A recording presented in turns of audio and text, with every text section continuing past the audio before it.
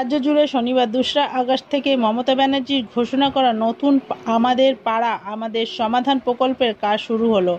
পশ্চিম বর্ধমান জেলা বারাবণী গ্রাম পঞ্চায়েত সমিতির পক্ষ থেকে শনিবার বারাবণী থানার সামনে আদিবাসী নৃত্যের সাথে এই প্রকল্পের উদ্বোধন করলেন আসানসোল পৌর নিগমের মেয়র তথা বারাবণীর বিধায়ক বিধান উপাধ্যায়। এছাড়াও এদিন এখানে উপস্থিত ছিলেন বারাবণী পঞ্চায়েত সমিতির সভাপতি অসিত সিং, জেলা শাসক এস পুনাওয়ালা, মহকুমা শাসক বিশ্বজিৎ ভট্টাচার্য, বারাবণী থানার আধিকারিক দিব্যেন্দু মুখার্জি সহ বিশিষ্ট অতিথিরা।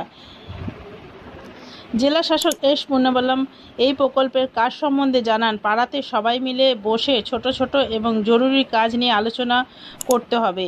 ছোট ছোট অনেক কাজ আছে যা এতদিন করা হয়ে উঠত না, অথচ খুব দরকারি, যাতে এলাকার বাসিন্দাদের সুবিধা হবে সেই রকম কাজ নিজেদের মধ্যে আলোচনা করে সিদ্ধান্ত নেবার পর জেলাশাসক দপ্তরে পাঠাতে হবে। বারাবণীর বিধায়ক তথা আসানসোল পৌর নিগমের মেয়র বিধান উপাধ্যায় জানান, সারা বছর জনগণের সাথে সম্পর্ক রাখতে ইতিপূর্বে দুয়ারে সরকারের পর আমাদের পাড়া আমাদের সমাধান প্রকল্পের মাধ্যমে জনগণের সাথে নিবিড় সম্পর্ক স্থাপন করা হবে। তিনি জানান, বিরোধী রাজনৈতিক দল সমালোচনা করে বলতে পারে এটা নির্বাচনের আগে একটা কৌশল, কিন্তু তৃণমূল কংগ্রেসের সরকার গোটা বছরই জনগণের পাশে থেকে কাজ করে চলেছে।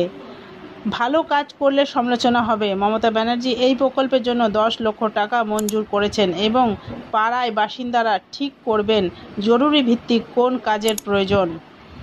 Green Asansol, clean Asansol. মানে মানুষ সরকারের সাথে রয়েছে, মানুষ মমতা বন্দ্যোপাধ্যায়ের পাশে রয়েছে, এটাই প্রমাণ।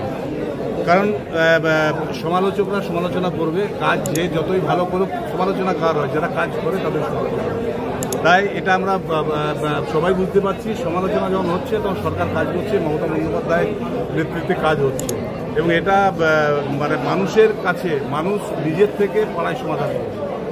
মানে এটা প্রতি বুথে 10 লাখ করে টাকা স্যাংশন হয়েছে এবং সেখানে নিজেদের পাড়া যে কাজটা করতে চাইবে সেই কাজটা কিন্তু এখানে ওরা দিতে পারবে এবং সেই কাজগুলোই হবে। আজ থেকে সারা জেলাতে স্টার্ট হচ্ছে, সারা স্টেটে স্টার্ট হচ্ছে, শুরু হচ্ছে আজ থেকে। আমাদের জেলাতেও 12টা জায়গায় এটা স্টার্ট হচ্ছে। আমাদের এএমসিতে যেমন 2টো জায়গায় আছে আজকে, যেমন আজকে এখানে আছে বারাবণীতে, সালানপুরে একটা আছে, জামুরিয়াতে আছে, পাণ্ডবেশ্বর, কাকসা, ডিএমসি, সব জায়গায় আজকে সব মিলিয়ে 12টা জায়গায় শুরু হচ্ছে। এটা নভেম্বর 3 তারিখ অব্দি চলবে। এটা হচ্ছে কনসেপ্ট হচ্ছে একটা জায়গায় 3টে বুথকে ডাকা হবে বুথ ভিত্তিক 10 লাখ পত্র, 10 লাখ একটা সীমা দেওয়া আছে। ছোট ছোট কাজ নিয়ে লোক বলতে পারেন, মানে দরকার, ওদের দরকারগুলো বলতে পারেন, তাদের প্রায়োরিটি কোনটা আগে হওয়ার দরকার এটা বলতে পারেন। এটা আলোচনা হওয়ার পরে তালিকা ফাইনাল হবে এখানে ওনাদের সামনে। ফাইনাল হওয়ার পরে তারপরে ওটা যেভাবে প্রক্রিয়া মেনে, সরকারি প্রক্রিয়া মেনে ওটা কাজ করার ওটা হবে, ওটা একদিকে হবে। দিদির এটা স্বপ্নের প্রকল্প পাড়ায় সমাধান।